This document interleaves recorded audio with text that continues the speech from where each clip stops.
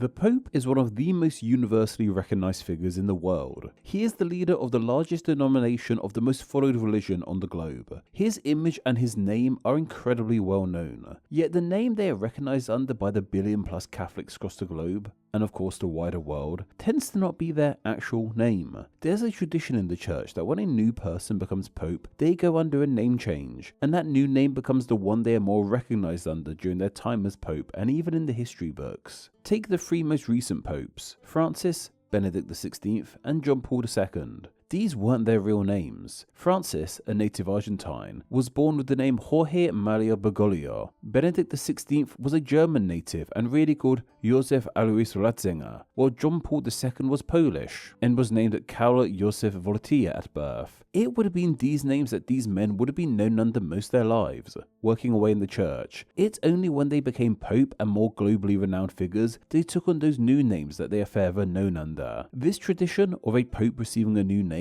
when they start their papacy is one that stretches far back in time. But why exactly is this the case? Why do the men who become Pope take on a new name, and how are those new names even chosen? This tradition of a Pope choosing a new name when they become Pope has its beginnings in 533 AD, which while is a long time ago, the papacy had already been around for some time since then. Saint Peter, who is seen as the first ever Pope, took the title in 30 AD. By 533 AD, the church was onto its 56th Pope. It was in this year that John II became Pope, and he was also the first ever Pope to use his non-birth name during his reign. Yeah, the previous 55 popes all went by their birth names. So why exactly did John II decide to give up his name in favour of becoming the second Pope to be named John? Well, it all comes down to what exactly his birth name was. John II was born into the Western Roman Empire in 475 AD, just a year before it was no longer a thing.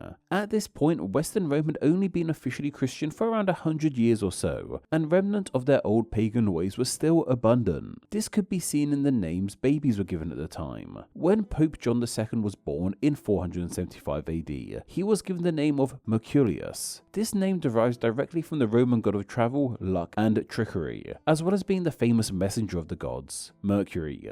In 475 AD, a kid being called this in Rome wouldn't have really raised anyone's eyebrows. Yet by 533 AD, a lot had changed. Western Rome wasn't even a thing anymore, and Christianity had taken a firm hold in the land. The old Roman mythology went from being something a little outdated to being truly archaic. This meant that by the time our friend Mercurius was chosen to be the next pope in 533, his name was seen as incredibly old-fashioned and even somewhat disrespectful to the church he would now be leading. It would have been incredibly ill-fitting for the leader of the church to have a name deriving from the previous religion that Christianity had ousted.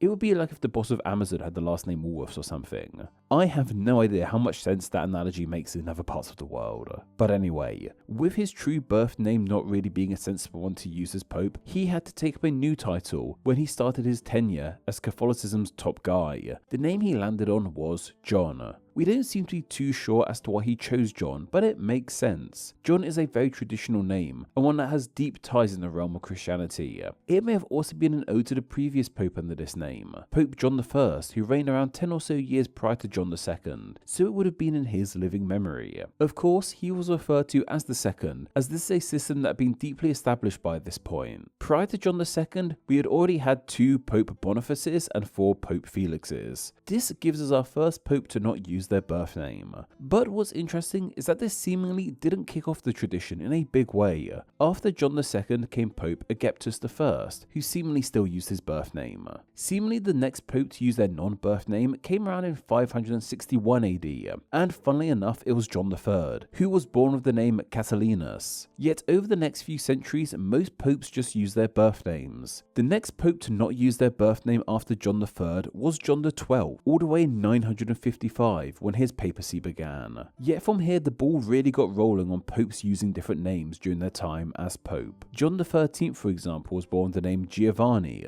Following him was Pope Boniface VII, who was born with the name Francone. John XIV was born Pietro, Gregory V was born Bruno, and so on. All this happened in the 10th century AD. We don't really seem to know why this decision came into vogue during this time period, but for one reason or another it stuck around. And since the 10th century, pretty much every pope has gone by their non-birth name. The last time a pope used their birth name instead of taking on a new title was Pope Marcellus II, who started his tenure in 1555 AD. Despite being the last to buck the trend, his papacy only lasted a resounding 22 days. So the reason why popes take on a new name all emanates from one guy having the wrong kind of name to be considered pope-worthy. And if we look at the following popes to take on a new name, we can notice a bit of a trend too.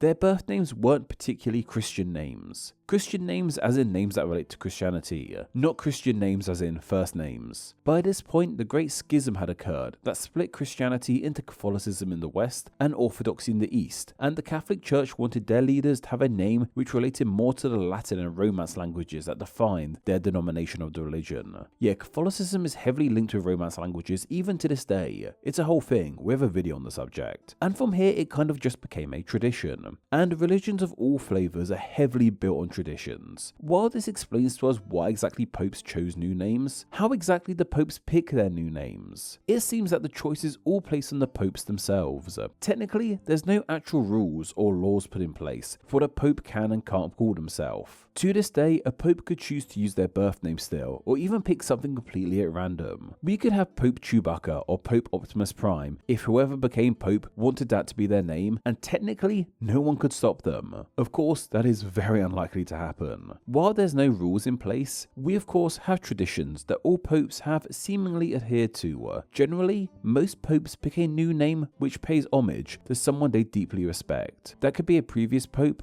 a saint from the religion, or someone else entirely. Pope John XXIII, whose tenure ran from 1958 until 1963 an example, was born with the name Angelo Giuseppe Roncalli. He derived the name John not from the many previous Johns, but instead from his father, a man he deeply respected. He was followed by Pope Paul VI, who lasted until 1978. He was born with the name Giovanni Battista Enrico Antonio Maria Montini, and went simply under the name of Paul in ode to Paul the Apostle. Pope John Paul I, born Albino Luciani, took over him in 1978. He was the first pope to take two titles in history, and both of these were in honour of his two predecessors, the aforementioned John XXIII and Paul VI.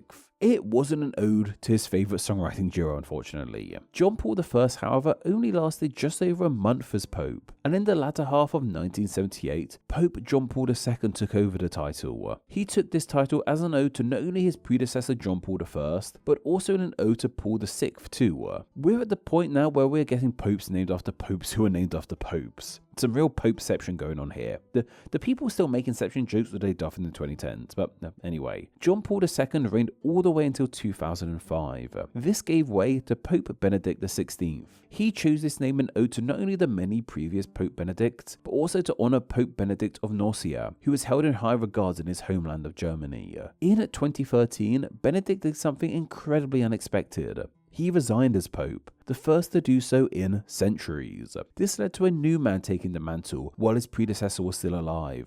This led to our most recent Pope, Francis. Francis was the first pope of this name, as well as the first pope to not have a number after their name since Pope Lando, who reigned in 913. This means there was over 1,000 years between Lando and Francis, the last two popes to have unique, non-numbered names. There were some anti-popes in that time to not have a number in their name, but they aren't considered true popes, so let's ignore them. This shows us what a huge deal it was for Francis to take on a whole new name, and not one his predecessors had had before him. He took the name from St. Francis of Assisi, someone deeply linked to caring for the poor, something Pope Francis strongly believed in too.